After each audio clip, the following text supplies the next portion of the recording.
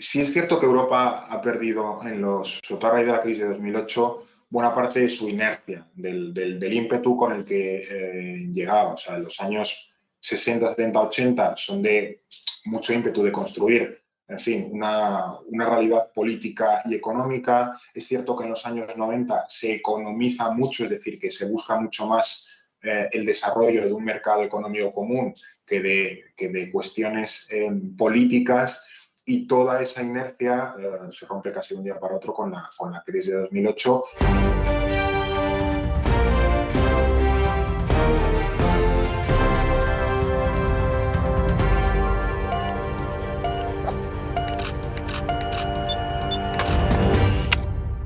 ¿Qué tal, amigos? ¿Cómo están? Bienvenidos a Focus, en nuestro canal Saber. Hoy vamos a poner el foco sobre el mundo y sobre el mundo de las relaciones internacionales.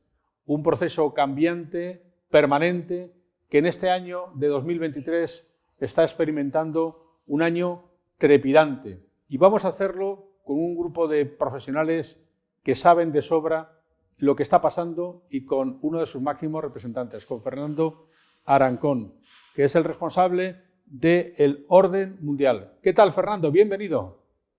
Hola, ¿qué tal? Muchas gracias. Bien hallado. Fernando Arancón es experto en relaciones internacionales y máster en inteligencia económica. Ha sido analista de seguridad internacional, consultor de grandes organismos y es editor y director del Orden Mundial, uno de los medios de análisis de referencia de la actualidad internacional en este momento. Fernando, que no se identifica tampoco con un periódico, es más que un periódico, es una manera de conocer el mundo de una manera diferente, ¿no? Sí, nosotros somos un híbrido que intenta estar un poco entre medias de lo que pueden ser los think tanks y los periódicos convencionales. Es un tipo de medio, es un medio de análisis. Al final somos un medio de análisis divulgativo que no existía mucho en el ámbito español o en el ámbito hispanohablante, pero sí existía en otros ámbitos informativos, en otros ecosistemas, como por ejemplo el mundo anglosajón. No es que nos comparemos en sentido de tamaño porque no lo somos, pero sí un poco en cuanto a espíritu, como puede ser, por ejemplo, The Economist, que al final es una revista de mucha referencia, pero que aborda temas internacionales muy amplios, no solo temas económicos, como se puede pensar por su nombre, y además lo hace con un tono muy sencillo, intentando llegar al gran público, que al final es nuestro objetivo, es llevar los temas internacionales a cualquier persona de la sociedad, sea cual sea su nivel de educación o ocupación, que al final nuestro mensaje es claro: lo que pasa en el mundo te debe interesar porque tiene un impacto en tu vida, entonces conocerlo o al menos tener unas nociones básicas creemos que es importante. Sí parece, Fernando, que porque ahora hay un nivel distinto de formación de la gente, más acceso a los medios internacionales, o seguramente porque hay más conocimiento del mundo, parece que el nivel de interés por la información internacional entre el consumidor medio se ha incrementado mucho, ¿no? En los últimos años sí ha ocurrido, sobre todo desde que Trump llegó en 2017 a la Casa Blanca, ha venido incrementándose este interés. También, bueno, hemos tenido la pandemia, que al final tiene un origen extranjero en el sentido de que están en el otro lado del mundo. Lo hemos tenido la invasión rusa de Ucrania, el tema de Gaza, por ejemplo. Entonces, en los últimos años sí que ha tenido un creciente peso, y sobre todo que en los grandes medios, al menos en España, sí que ha ganado un peso propio que antes tenía un lugar muy, muy secundario. Cuando nosotros empezamos hace ya pues una década, era difícil que se tomase en serio, por así decirlo, o que se tomase en la importancia que creemos debe tener los temas internacionales dentro de la agenda mediática. Entonces, bueno, creo que en España, por suerte, hemos evolucionado mucho en los últimos años, pero por desgracia veníamos de un punto muy, muy mal en donde lo internacional apenas importaba y siempre nos mirábamos, todavía sigue ocurriendo, muy hacia adentro, muy a lo que pasa en nuestras fronteras y no a lo que pasa fuera, que al final acaba teniendo una influencia determinante en nuestras vidas. Pues les invito a que visiten la web, que se suscriban y que la frecuenten, porque desde luego la calidad de sus contenidos es máxima, sobre todo en un momento, Fernando, en el que, según algún experto, en concreto los expertos del Atlantic Council, dicen que estamos en uno de los momentos más peligrosos después de la Guerra Fría en el mundo? Sí, o sea, esa tesis sí puede ser correcta, pero también creo que tiene algo de truco porque después de la Guerra Fría realmente hay muy poquitos momentos de tensión. Es decir, estamos en el momento más peligroso, por así decirlo, asumiendo que estamos en un momento de peligrosidad bajo. Pensemos que después de la caída del muro, el colapso de la Unión Soviética, amenazas en la seguridad internacional importantes. Tenemos las guerras de desintegración en Yugoslavia, tenemos, por ejemplo, la guerra del Golfo, tenemos amenazas como los grupos yihadistas, pero no son de una entidad muy grande, tampoco son grandes amenazas globales. Esto empieza a venir en los últimos años, como por ejemplo el cambio climático, como por ejemplo la pandemia a partir de 2019 o como por ejemplo la invasión rusa de Ucrania. Sí es cierto que llevamos unos años de creciente peligrosidad y eso contrasta mucho con los relativamente tranquilos que habían sido los años 90 y los primeros 2000. Efectivamente, a partir de la crisis de 2008 es cuando el mundo que conocemos empieza un poco a tambalearse. El mundo de la Guerra Fría era un mundo bipolar. Sin embargo, ahora, a lo que parece, los americanos siguen teniendo un poder, hablaremos de él, pero luego enfrente hay muchos más poderes distintos. En ese sentido, ¿cómo ha cambiado la correlación de fuerzas? Sí, en parte sí. Efectivamente, como bien apuntabas, el mundo de la Guerra Fría era un mundo más claramente bipolar, Estados Unidos y sus aliados por un lado, la Unión Soviética y sus aliados por el otro. Luego, con el colapso de la Unión Soviética y el bloque comunista, pasamos a un mundo unipolar, donde Estados Unidos goza de una preponderancia mundial sin ningún tipo de precedente. Y ahora mismo este es un debate abierto, yo no pretendo tener la respuesta definitiva. Se comenta mucho que vamos hacia un mundo multipolar, donde hay como estarían Estados Unidos y China y luego muchas potencias pequeñitas, pero sí creo que estamos teniendo una fase de transición donde Estados Unidos todavía retiene buena parte de la hegemonía, sobre todo en el plano militar y económico, y luego es cierto que a lo mejor en otros planos diferentes sí que puede haber a nivel regional potencias más potentes, pero que no tienen la misma entidad o el mismo nivel o el mismo poder que Estados Unidos. A mí nos dice que China trata de ser una potencia económica mundial, pero yo no me atrevería a decir que lo ha conseguido de manera clara. Tiene mucha influencia en África, tiene mucha influencia en América Latina, quiere tener más influencia en Oriente Próximo o en el sudeste asiático, pero todavía está competido. Y luego a lo mejor en otros planos como el económico, pues ahí podríamos tener, yo que sé, me imagino, una Alemania. En el plano militar podríamos tener otras potencias pequeñas a priori, como puede ser, por ejemplo, Israel, que estamos en estos días o en el plano cultural, que puede haber países que pueden pasar más desapercibidos, pero que luego en el plano cultural sí son muy potentes. Me imagino, por ejemplo, a Corea del Sur, ¿no? Entonces, no es tanto un plano donde haya uno, dos o muchos países, sino creo que es más, esto ya es una teoría, que es como un tablero de ajedrez tridimensional. Esto es un poco idea académica, pero bueno, que en el plano militar o económico está Estados Unidos y luego en otros planos sí pueden estar más repartidos. Pero bueno, sí es cierto que la tendencia es pasar de la unipolaridad muy clara de Estados Unidos a un mundo multipolar que a ver cómo se construye. Yo creo que está todavía en construcción. Vivimos en el mundo de los teléfonos móviles, Fernando, el mundo digital. Cuando estalló la invasión de Irak, solo la CNN y los grandes medios de comunicación americanos eran capaces de informar vía satélite. Ahora, cualquier soldado o cualquier afectado por una invasión con su teléfono móvil puede ser testigo de la guerra. ¿Cómo está cambiando el medio en este momento, en expresión de McLuhan, el mensaje? ¿De qué manera el mundo y sus conflictos están evolucionando con la propia evolución de la tecnología digital? Bueno, es evidente que la llegada de Internet y sobre todo la popularización de teléfonos inteligentes, de smartphones, que ahora están en cualquier sitio, o sea, al final cualquier herramienta tiene una conexión global, es una ventana al mundo que puede emitir y es una ventana al mundo del que puede recibir.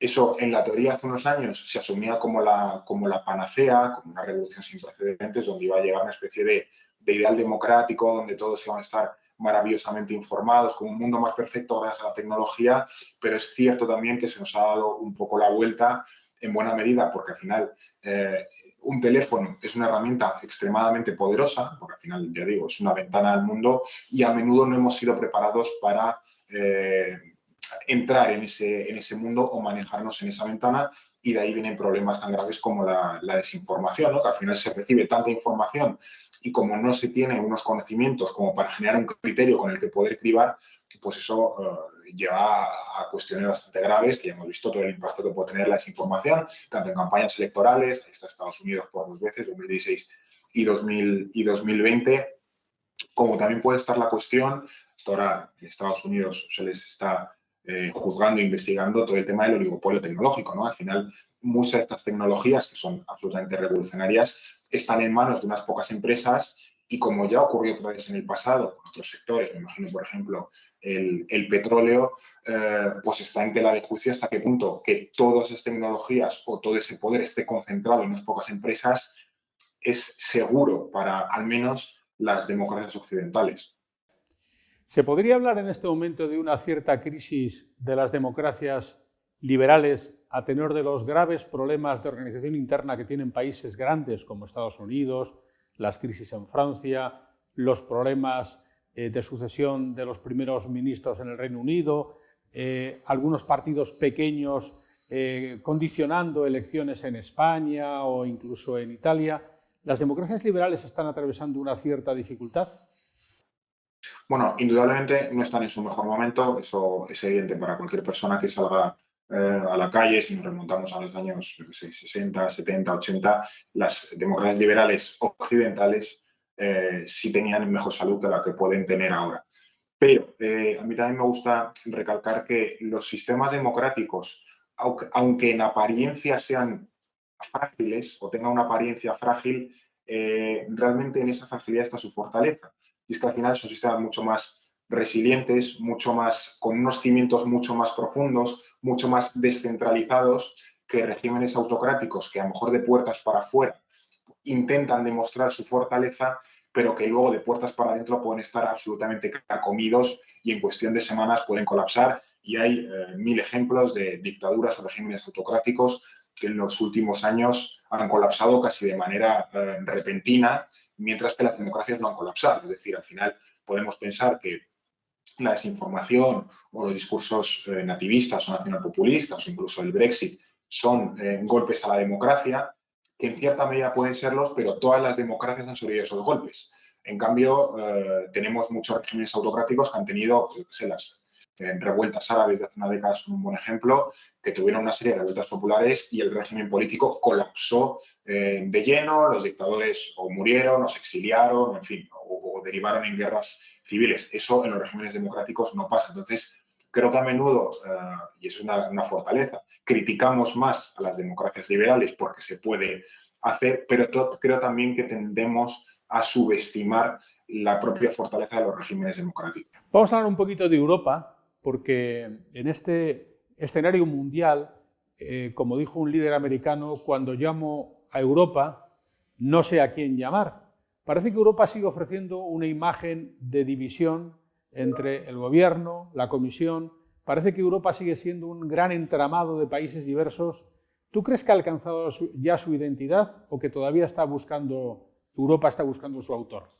Sí es cierto que Europa ha perdido sobre todo a raíz de la crisis de 2008, buena parte de su inercia, del ímpetu con el que llegaba. O sea, los años 60, 70, 80 son de mucho ímpetu de construir, en fin, una realidad política y económica. Es cierto que en los años 90 se economiza mucho, es decir, que se busca mucho más el desarrollo de un mercado económico común que de cuestiones políticas.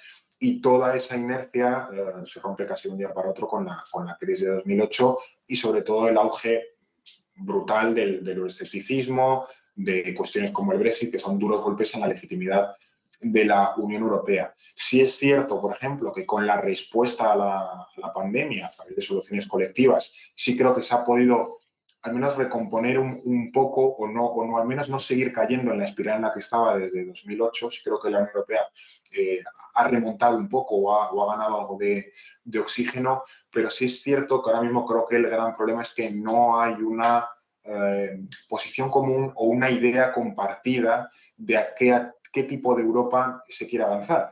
Es lógico, por otro lado, hay que asumir que somos 27 países que cada uno tiene posiciones muy diferentes, que cada uno tiene visiones del mundo muy diferentes, que cada uno tiene intereses muy diferentes y sobre todo que en estos últimos años se han acrecentado algunas brechas, igual que a lo mejor en los 90 se compartía un ideario común de manera casi total entre todos los países. Ahora mismo hay posiciones muy evidentes y muy distanciadas, como por ejemplo un Polonia o un Hungría o una Alemania y un Francia. Entonces, cómo aunar esas posiciones, creo que es el gran reto que ahora mismo tiene la Unión Europea.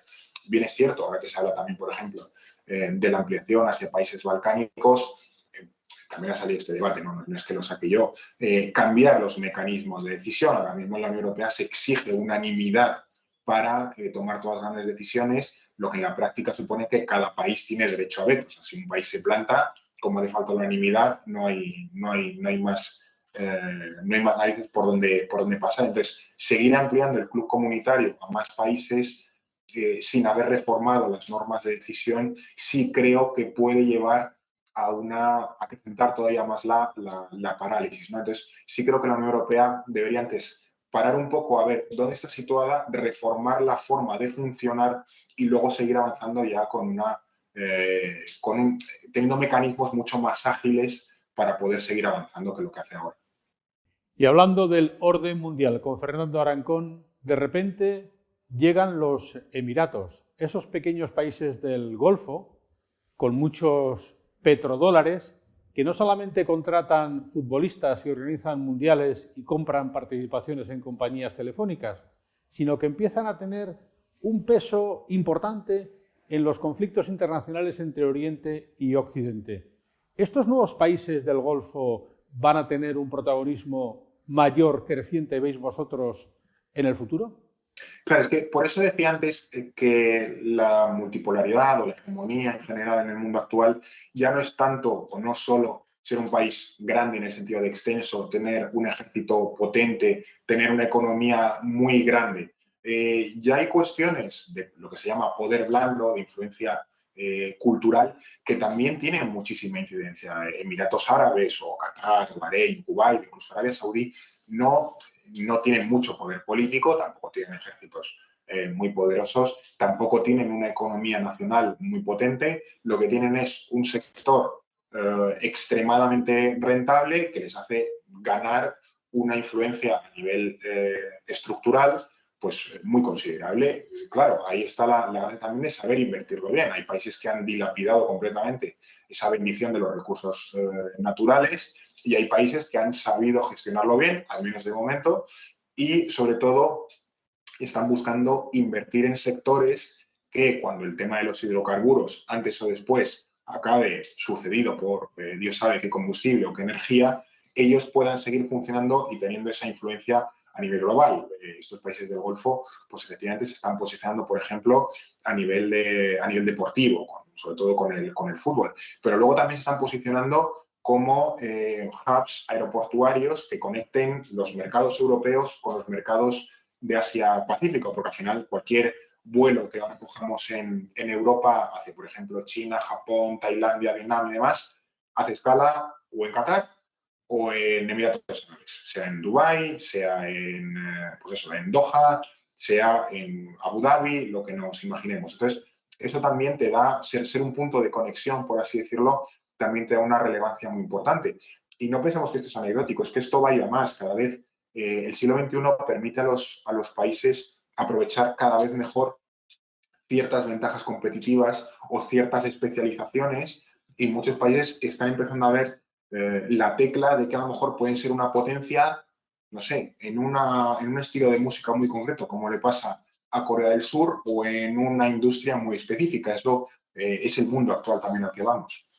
Hay una perspectiva muy interesante, Fernando, que hace unas fechas ofrecía Michael Hartnett, que es el responsable económico de análisis de Bank of America, que había calculado que el próximo año el 60% del PIB mundial va a estar en elecciones. Y en concreto, el año que viene hay elecciones en Estados Unidos. Este es un país clave y lo que pueda pasar con la candidatura de Trump y con los demócratas de enfrente, singularmente con Biden, va a tener mucha trascendencia en el orden mundial. ¿Cómo analizáis el momento de los Estados Unidos con esa complejidad extrema en lo político y en qué situación veis que puede desarrollarse el año que viene? Bueno, es cierto que Trump todavía sigue siendo muy competitivo de cara a las elecciones de 2024. Es innegable que tiene opciones de ganar, que tiene una base muy movilizada. Está en uno de los grandes éxitos, haber conseguido crear un movimiento alrededor de su persona, pero que es casi religioso, ¿no? Entonces, ya digo, tiene oportunidades de volver a la Casa Blanca en 2024. Pero también es cierto que Estados Unidos, con Trump, incluso algo antes que Trump, durante los últimos años de la época de Obama, ya estaba dando un giro geopolítico hacia la confrontación con China. Trump es el presidente que claramente va a contraponerse a China, pero, por ejemplo, Joe Biden, en buena medida, no ha cambiado las políticas de Donald Trump. Ha sido muy continuista. Entonces, tanto si sigue Joe Biden como si vuelve Trump, la política en estos años creo que va a continuar hacia un Estados Unidos que desconfía más del multilateralismo, de los grandes acuerdos globales, que quiere llegar más a acuerdos de tú a tú con países, que quiere claramente pararle a China, sobre todo en el plano económico y tecnológico. Entonces, bueno, las elecciones de Estados Unidos siempre son importantes porque al final es la primera potencia económica y militar del mundo, pero sí creo que Trump, el riesgo que supone no está tanto en él mismo, porque al final tiene una fecha de caducidad muy clara, que son 2 mandatos, sean consecutivos o no, en 2 mandatos ya se acaba su vida política activa como presidente. Creo que uno de los grandes problemas o grandes retos que enfrenta Estados Unidos es cómo el Partido Republicano, que en buena medida ha sido secuestrado, no tanto por Trump, que también un poco, sino por las bases trumpistas, por todo un sector de la población que se ha convertido al trumpismo, y el Partido Republicano, que es uno de los grandes partidos históricos de Estados Unidos, ha sido completamente incapaz de ofrecer una respuesta, un camino alternativo, y simplemente ha tenido que sucumbir ante el trumpismo si quiere seguir siendo competitivo, porque además, cuando todavía estaba Trump en la Casa Blanca, al partido se le puso ante la tesitura de, bueno, si tú no quieres seguir llevando a Trump, Trump monta su propio partido y a ver en qué lugar queda el partido republicano. Recordemos que Estados Unidos es un país que el propio sistema favorece el bipartidismo. Por tanto, ser el tercero no te da un trocito menos de tarta. Ser el tercero directamente te descarta completamente de la carrera, y es un riesgo que el Partido Republicano pues, no se ha querido ver porque supondría prácticamente su práctica desaparición. Estamos terminando ya, pero no quisiera dejar de abordar 2 temas que me parecen de mucho interés en este orden mundial, o en este nuevo orden mundial. Uno de ellos sería muy significativo, la reagrupación de otros países importantes, como es el caso de Rusia, de China, de Sudáfrica, la India, Brasil, los llamados BRICS, que intentan agruparse e intentan desdolarizarse. Cada vez se suman más. ¿Tú crees que este movimiento tiene posibilidades, Fernando? Bueno, es un movimiento que está ahí, pero sí bajaría un poco las expectativas que se han creado con los BRICS. Los BRICS son un foro que llevan ya pues, una quincena de años funcionando, cuyo objetivo al final efectivamente es establecer como un orden alternativo al impuesto a nivel político y económico por Estados Unidos y los aliados, especialmente europeos, Japón, Australia y tal. Está sobre todo liderado por China, pero tampoco hay evidencias muy claras, muy evidentes, valga la redundancia, de que China esté consiguiendo generar un orden económico alternativo a Estados Unidos. También porque China no es un país tan liberal, en el sentido de no da tanta manga ancha a que se puedan hacer, no sé, con el yuan, no es tan competitivo como el dólar. Entonces, China es muy recelosa todavía de controlar, sobre todo Xi Jinping, de controlar mucho la economía, de tener por encima los objetivos políticos que los económicos, que eso antes no pasaba, desde Deng Xiaoping hasta Xi Jinping. lo económico tiene primacía, el desarrollo económico tiene primacía sobre lo político. Cuando Xiaoping eso cambia y gana prioridad lo político sobre lo económico. Entonces es cierto que cada país, cada vez más países se adhieren a esta cuestión de los BRICS, pero es cierto que en esta última incorporación, como Argentina, por ejemplo, y demás, no ha supuesto un cambio sustancial. Y también pensemos que muchos de los países que forman los BRICS realmente no tienen ni valores compartidos ni intereses compartidos. Por tanto, organizar un foro donde hay claramente fricciones entre estados, China y la India, por ejemplo, son dos rivales evidentes, es difícil anticipar hasta qué punto puede tener recorrido un bloque informal, ya digo, donde muchos países no comparten absolutamente nada, más allá de un deseo de simplemente generar o que se cree un orden alternativo a Estados Unidos. Y por último, la ONU, nacida como Sociedad de Naciones después de la Segunda Guerra Mundial para evitar las guerras, y que lejos de conseguirlo parece que ha quedado meramente en una organización asistencial y cultural de provisión de alimentos, pero que evita los conflictos. ¿Tú crees que la ONU debería revisar su papel? ¿Habría que rehacer la ONU? Bueno, pensemos que la ONU está diseñada por Estados Unidos básicamente para ejercer un poco de árbitro algo parcial en favor de Estados Unidos en el mundo de la posguerra mundial, ¿no? La Unión Soviética entra relativamente bien al juego, se ordena más o menos bien. El problema es que la institución queda un poco en entredicho cuando nadie quiere pelear por ella. Quizás es un regusto a lo que ocurrió en la Sociedad de Naciones tras la Primera Guerra Mundial, en tanto que Estados Unidos, que era el principal valedor de la organización, no entra en la organización. Y ahora mismo la ONU, que ya digo, uno de sus principales valedores históricos ha sido Estados Unidos, en el momento en el que Estados Unidos, sobre todo con Trump, se repliega hacia una posición algo más aislacionista, la ONU se queda un poco vendida o desamparada ante un mundo que cada vez es más complejo, ante un mundo que cada vez es más convulso, pero ante un mundo al que la ONU no tiene un poder propio que poder imponer. Al final la ONU tiene el poder que los Estados miembros de la ONU quieran darle. Si los Estados no quieren darle poder a la ONU no tiene poder. Entonces, también por ser justos con la propia organización, es cierto que en los últimos años su papel es cada vez más irrelevante, pero en buena medida es porque los Estados no han querido darle poder a la ONU y los Estados prefieren arreglar los problemas entre ellos o globales, arreglándoselas entre los Estados. Entonces, bueno, si los Estados quisiesen darle más poder a la ONU, estoy convencido de que la ONU podría hacer más cosas, pero ahora mismo la tendencia mundial no es a soluciones colectivas, a soluciones compartidas, a soluciones cooperativas, sino a soluciones más de tú a tú, más entre estados, incluso algo más conflictivas, ¿no? Entonces, bueno, son malos momentos efectivamente para la ONU. Lo que es cierto es que cada día que amanece lo hace un día apasionante en lo que concierne al escenario mundial, y vivirlo es una de las posibilidades que tenemos con los nuevos medios, uno de ellos el Orden Mundial que dirige Fernando Arancón y que nos ayuda a poner el foco sobre el mundo en el que vivimos.